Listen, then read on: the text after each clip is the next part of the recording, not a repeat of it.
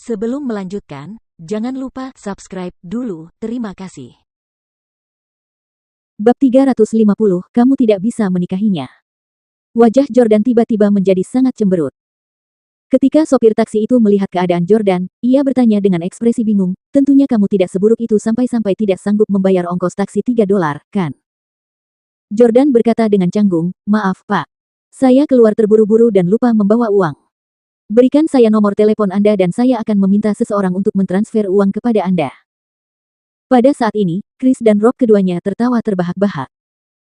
Chris tertawa dan berkata, Jordan, oh, Jordan, kamu tidak mau membayar $800 untuk biaya perbaikan mobil, dan kamu bahkan tidak sanggup membayar ongkos $3.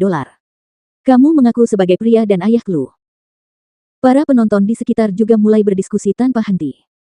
Dia mengenakan pakaian bermerek, tapi saya tidak pernah menyangka dia tidak mau membayar ongkos beberapa dolar saja. Pelit sekali. Bagaimana mungkin ada orang di dunia ini yang bahkan tidak mampu membayar beberapa dolar? Betapa miskinnya Anda. Aku yakin dia mencuri semua pakaian dan cincinnya untuk berpura-pura menjadi orang kaya di sini. Sopir taksi itu marah besar dan membentak dengan jengkel, tidak, bagaimana mungkin kau memanggil taksi jika kau tidak membawa uang sepeser pun? Aku tidak peduli, aku bisa mengabaikan $800 itu. Anggap saja aku bodoh karena mengira kau kaya. Tetapi saya harus menagih ongkos taksi senilai $3 ini dari Anda. Jika Anda tidak memberikannya kepada saya sekarang, Anda tidak akan bisa pergi. Rob menyemangatinya dari samping, Tuan, kalau tidak berhasil, panggil polisi untuk menangkapnya. Jordan sangat marah. Dia akhirnya mengerti apa artinya dipaksa mati karena uang. Selama 3 tahun dia menjadi suami Hailey yang tinggal di Orlando, dia tidak pernah merasa malu seperti ini. Dia bahkan tidak mampu membayar ongkos taksi. Victoria saat ini tidak dapat dihubungi dan Jordan juga tidak dapat menghubungi keluarganya. Namun, ia memiliki nomor kontak beberapa karyawannya yang dapat mentransfer uang kepadanya. Akan tetapi, semua pembayaran seluler di Yordania diblokir dan dibatasi saat ini. Kecuali jika ada yang secara pribadi mengirimkan uang tunai ke Yordania. Saat itu, Pablo dan Salvatore masih di penjara di Houston, jadi hanya tim yang berada di DC. Namun, tim yang mengendalikan pesawat berbentuk UFO dan merupakan satu-satunya jaminan keselamatan Jordan di DC, jadi dia pasti tidak bisa muncul dengan mudah. Begitu dia muncul, Jordan akan dibantai kapan saja, dan tidak bisa lagi melawan Howard. Tepat ketika Jordan terjebak dalam dilema besar dan bingung harus berbuat apa, seorang gadis kecil tiba-tiba berlari menghampirinya. Ayah! Jordan mendengar suara yang dikenalnya dan segera melihat ke depan, hanya untuk menyadari bahwa sebenarnya Chloe yang berlari mendekat, diikuti oleh pembantu Lauren. Ayah, ini benar-benar ayah. Chloe tampak sedang bermain di depan rumahnya dan berlari ketika melihat Jordan dari jauh. Kak. Jordan pun menyambutnya dan menggendong Chloe dalam pelukannya. Wah, gadis kecil ini cantik sekali. Genetika sangat kuat. Ibunya pasti cantik juga. Banyak orang setengah baya yang hadir sangat menyukai dan iri dengan kecantikan Chloe. Ayah, apakah ayah ke sini untuk menemuiku? Tanya Chloe sambil tersenyum. Jordan mengangguk. Chloe memegang tangan Jordan dan berkata, ayo pulang. Aku ingin ayah mengajariku cara bermain piano. Tunggu sebentar. Sopir taksi itu tiba-tiba memanggil mereka berdua dan berkata, kalian belum membayar ongkos taksi, kalian tidak boleh pergi. Jordan marah sekali, tetapi dia belum membayar ongkos taksinya. Meskipun tidak seberapa, dia harus membayarnya. Ini bukan sesuatu yang dapat diselesaikan dengan kekerasan fisik, tetapi dengan uang. Ayah, apakah ayah butuh uang? Aku punya, kata Chloe tiba-tiba. Begitu mendengar bahwa putri Jordan punya uang, sopir taksi itu langsung berkata, baiklah, Anda juga bisa membayar saya. $3, silakan. Chloe mengulurkan tangan kecilnya yang berwarna merah muda, meraih saku jaket merah mudanya dan mengeluarkan bola-bola uang. Ada pecahan seperti $1, $2, $5, $10, dan $20. Itu dia. Chloe mengulurkan tangan kepada sopir taksi sambil memegang bola-bola uang. Pengemudi kaleng mengambil uang $1 dan berkata, oke, $1.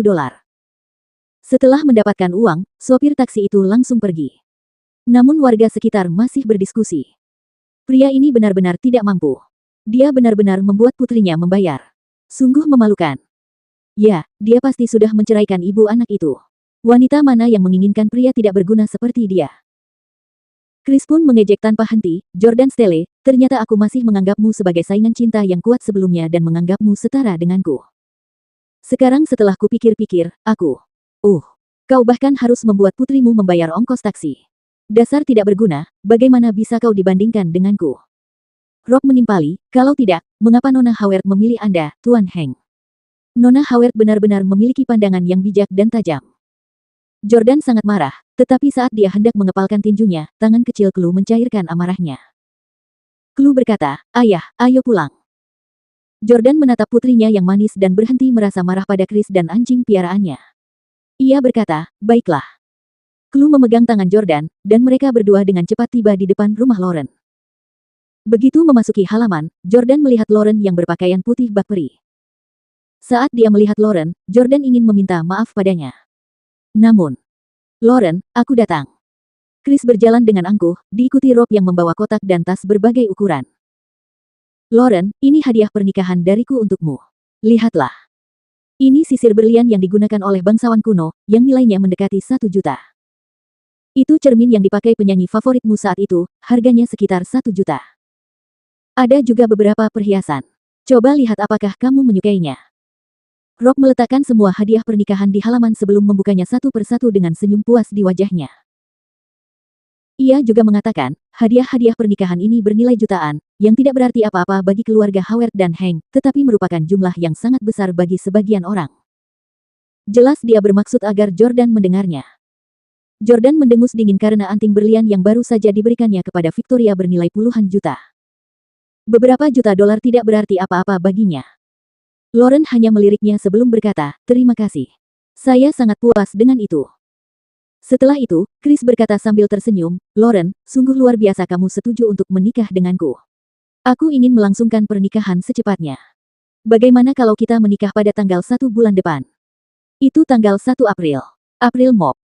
Kurang dari setengah bulan lagi." Jordan terkejut karena Chris akan terburu-buru. Namun, Lauren setuju sambil mengangguk, "Baiklah." Jordan terkejut karena Lauren setuju begitu cepat.